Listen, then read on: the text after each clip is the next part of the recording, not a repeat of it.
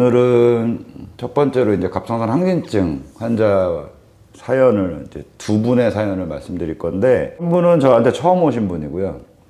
한 분은 저한테 치료를 하다가 이 안구돌출이 생기는 항진증이셨는데, 그 안구돌출 치료 때문에 이제 세브란스 병원으로 가셨던 경우죠. 그런데 이 두 분이 다시 저한테 오셔서 이제 치료했던 사례를 말씀드릴 건데,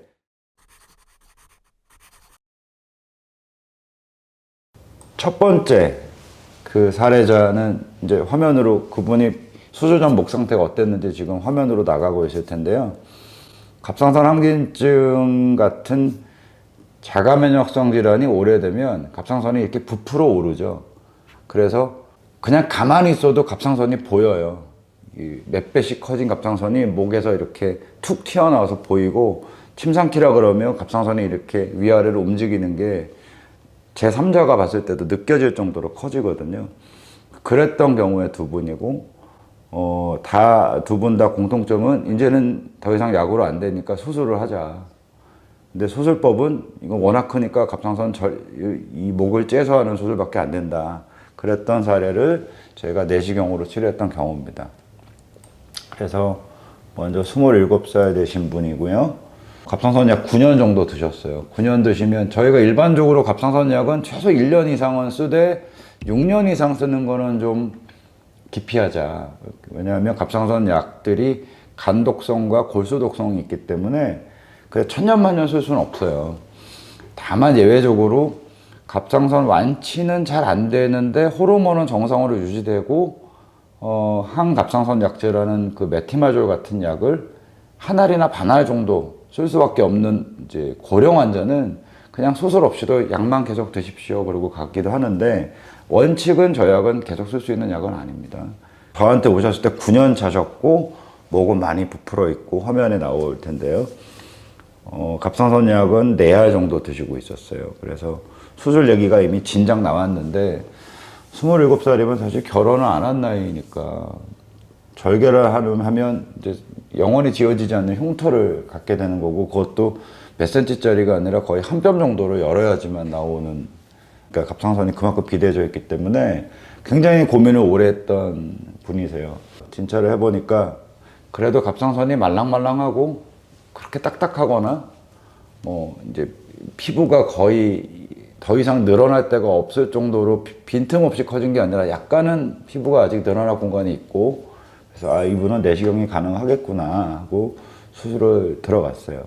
들어가서 물론 수술 전에는 출혈이나 갑상선 호르몬이 과하게 오르는 걸 막기 위해서 전처치가 필요한데, 그거는 제가 아마 예전에 한번 얘기했을 겁니다. 갑상선 항진증 수술 전에 전처치, 그런 과정을 2주 이상 하고 이제 수술에 들어갔고요. 들어간 영상은 이제 좀 이따 나올 텐데 굉장히 험난했어요.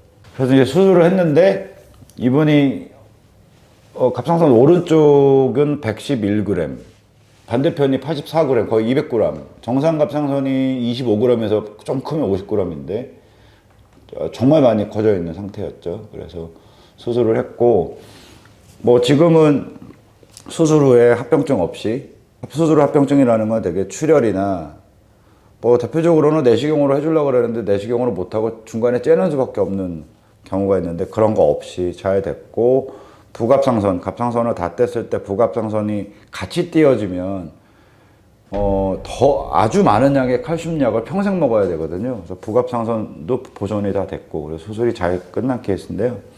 수술이 끝난 화면을 보면 수술 과정 중에 그 험난했던 게 다 잊혀져요.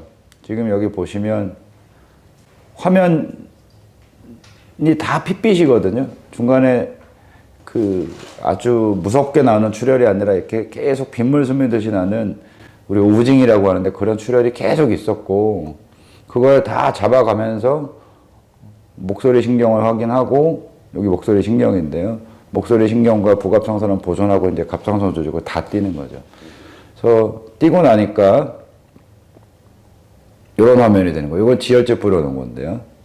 목이 훅 들어갔어요. 그래서 내시경으로 성공해서 환자도 너무 좋아하고 저희도 만족도가 있는 수술 이제 결과를 얻었는데, 수술하는 내내 굉장히 고난의 행군입니다. 근데 왜 대학에서는 절개밖에 안 하느냐? 그건 이제 내시경을 그만두고 로봇으로 다 전환을 했기 때문에 로봇은 이렇게 피가 흥건히 날 수 있는 수술을 하는데 예를 들면 로봇 카메라에 피가 묻어서 시야가 안 보이면 이걸 빼서 닦고 다시 넣어야 되는데 그 시간이 굉장히 오래 걸리고 그러다 보니까 이 수술을 선택할 수가 없는 거죠.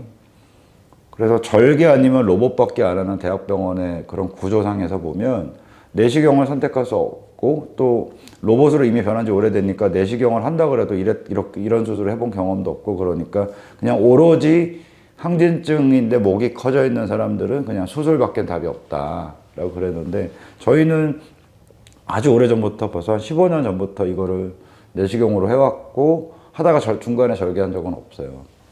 근데 이분하고 좀 이렇게 비교가 되는 항진증인데 제가 처음부터 열었던 케이스가 있어요. 작년 가을쯤이었는데 그분은 갑상선이 굉장히 딱딱하고 거의 턱 밑에까지 이제 돌출돼 있는 더 이상 늘어날 피부가 없는 거죠. 그게 무슨 말이냐? 내시경이 들어가면 피부를 이렇게 에어로 띄워서 시야를 만들잖아요. 이 피부가 더 이상 늘어날 공간이 없는 거예요. 그러면 시야가 확보가 안 되니까 이건 내시경 자체가 이제 스타트를 못하는 상황이거든요. 그분 한 경우 빼놓고는 항진증은 여태까지 다 그분을 제외하고 다 내시경으로 했던 것 같습니다. 저희한테는 흐뭇한 케이스죠. 환자한테도 내시경으로 했다는 게 사실은 흉터 없이 그리고 부갑상선 보존 다 하고 목소리도 안 다치고 됐다는 게 너무 행복한 일이 될 거고요. 그 다음 케이스는 저한테 갑상선 항진증 치료를 하다가 안구 돌출이 있어서 제가 이제 병원을 의뢰를 해줬는데 거기서 그냥 호르몬 치료까지 같이 하겠다 그러셨던 분이세요. 2012년도에 이제 저희 병원 처음 오셨거든요.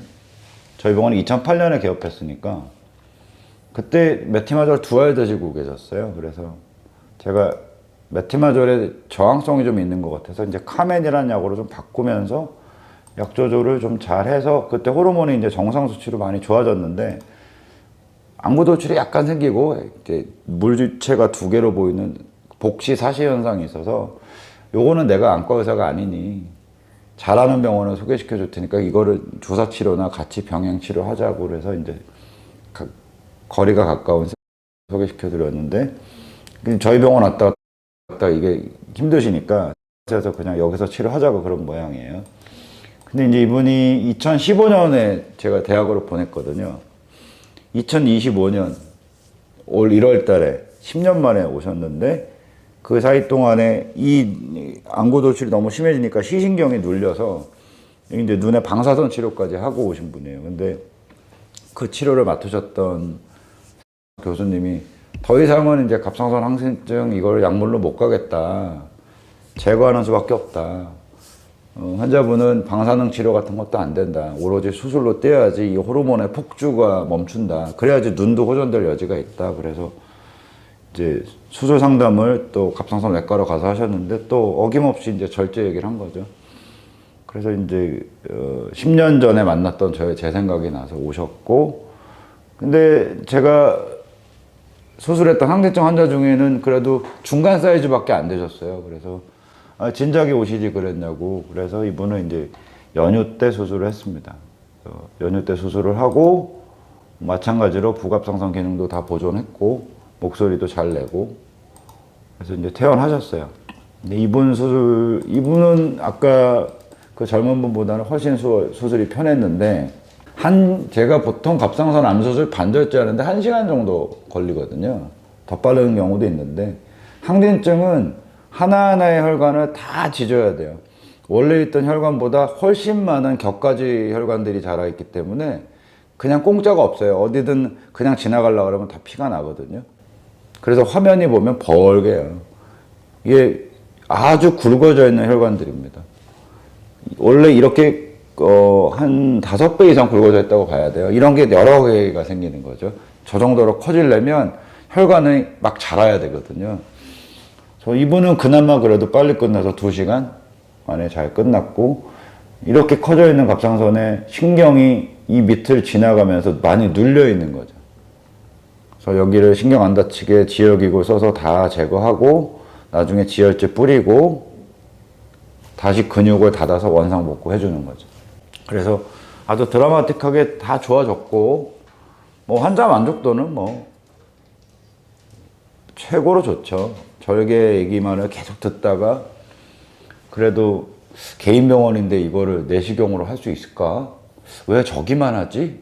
라는 생각을 안 할 수가 없거든요. 근데 와서 이렇게 치료받으실 그 결과가 좋으니까 행복해 하시더라고요. 그래서 그 오늘 제 진료 일지에서 오늘 얘기는 항진증 내시경 치료 사례다. 근데 대학에서 안 하는 거 개인 병원에서 한다는 게 어떻게 보면은 상당히 조심스러운 거예요. 이게 뭐 의료계 또 사회적으로 보면은 일부 좋지 않은 사례가 있잖아요. 뭐 이건 나만 한다. 이건 나만 할 수 있다. 그런데 내시경 수술은 저만 하는 건 아니지만 저는 내시경만으로 쭉 가왔고 대학에 있는 선생님들은 내시경을 하다가 로봇으로 바꿨는데 그 밑에서 배우시는 분들은 이제 더 이상 내시경은 못 배우고 로봇만 배워서 나오시는 거죠. 그러니까 내시경으로 산전수전 다 겪은 의사들의 희소성이 생긴 거예요. 그래서 아니 어디 병원 가든 다 절개하자고 그러고 그것도 조금 째는 게 아니라 크게 째야 된다 그러는데 이 구멍 작은 구멍으로 어떻게 이걸 빼내냐 그러시는 이제 그 정도 노하우는 저희는 있다 말씀드리고 그래서 물론 제가 아까 안 됐던 사례를 한 분 말씀드렸는데 다 치료할 수 있다고 그냥 자신 있게 얘기하기 힘들어요. 왜냐하면 사례별로 다르니까 늘어날 피부가 있다든지 이러면은 또 말랑말랑하다든지 그러면 저희가 기구로 잡을 수 있거든요. 말랑말랑하다는 건 잡을 수 있다는 얘기인데 너무 돌덩이처럼 딱딱하다든지 그러면 수술하다가 출혈만 되고 진전이 안 될 때가 있어요. 그거는 이제 사례별로 봐야 되는데 대다수는 가능하더라. 그래서 요 경우를 말씀드립니다.